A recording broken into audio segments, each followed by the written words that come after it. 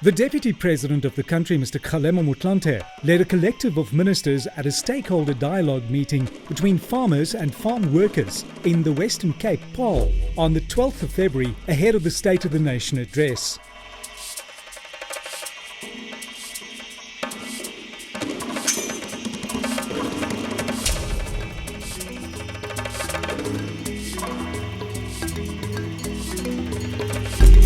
The dialogue, which was also facilitated by the Minister of Agriculture, Forestry and Fisheries and the Minister of Rural Development and Land Reform, was held under the theme Dialogue with the Farming Sector for the Advancement of Sustainable Rural Development and Social Cohesion. The fact of the matter is a shock of the 52% hike in the minimum wage. Both farmers and farm workers had an opportunity to interact with the Deputy President and the ministers. It's because it should be a minimum, but it has a real effect, because if you increase the minimum wage, it pushes up all the other wages in agriculture as well. We've been out of the market in Thailand and Indonesia.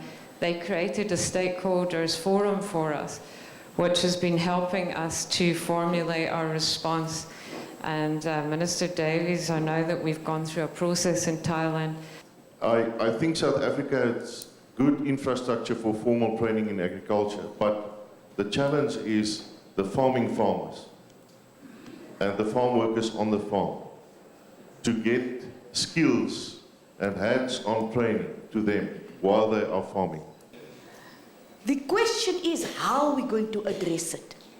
And the how is what we need this dialogue to do. We need to sit together here, attempt to discuss a plan, a way forward, a collective understanding of where we want to go and where we want to take agriculture. Government can't keep quiet and do nothing when there's a problem.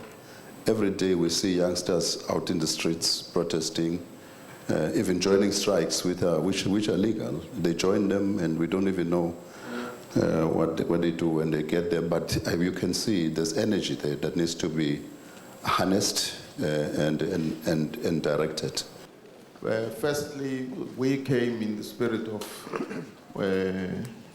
listening to views and concerns of stakeholders in this sector.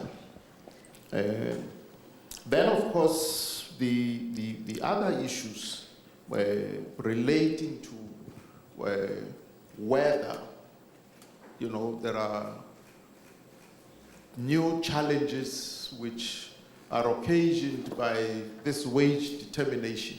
Those are the issues that we are interested in. Those are the issues that we need to together tackle. The farmers that into the Employment Conditions Commission put in an amount of 94 Rand. That's what they offered to pay. Now the business representatives put that in the Employment Condition Commission. Government put the amount at 105. It's still far away from what all the reports say is sufficient to maintain certain nutritional levels. But it's the start of something, and it's much better than 69 Rand. If you go now to the Fable Police area, you can see there's a lot of foreigners there. And we asked the Department of Labor to come and inspect on the farms, but didn't see them. We shouldn't have gone so far into tolerance, but it's the arrogance of farmers who doesn't want to come to the table, and the ex-tax grape associations. Now, how do you argue with someone who doesn't even want to listen to you? But the workers are saying we are willing to listen. Speak about the violent nature of our protest actions. And what it is that violence, why we become violent, because frustration leads to violence, but how that violent behavior is interpreted. Government has been very clear. Violence in strike actions, violence in protest actions is actually undermining the very rights of workers to strike, the very rights of communities to protest. And the aim must be that there should be no job losses. That's the first thing. There must be job security. Those who are employed must retain their jobs.